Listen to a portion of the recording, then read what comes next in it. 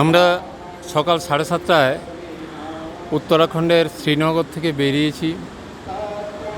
মধ্যিখানে আমাদের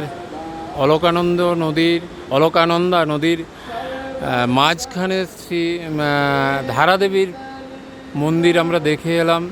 এরপর আমরা এলাম রুদ্রপ্রয়াগে।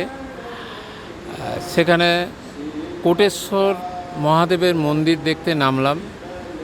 মন্দির এই একদম প্রায় 400-500 সিঁড়ি নেমে আমরা এই অলকানন্দের কাছে, অলকানন্দর একদম জলের কাছে এসে পৌঁছালাম।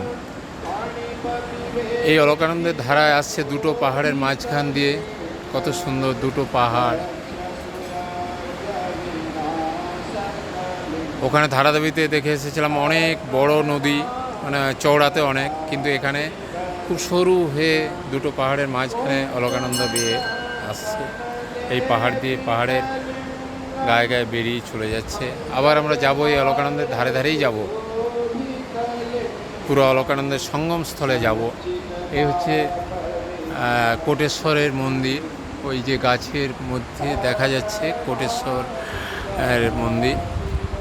এখানে সাইডে মা দুর্গা, হনুমান আর একজন মূর্তি আছে, সেটি আমি ঠিক মতো বলতে পারছি না।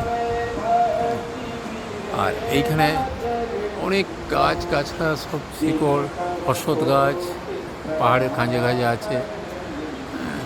পাহাড়ের মাথা চূড়ো দেখা যাচ্ছে না। আমরা ধীরে ধীরে এগিয়ে যাচ্ছি স্নানঘাটে।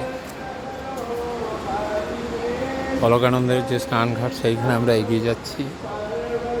ভালো লাগছে, খুবই ভালো লাগছে।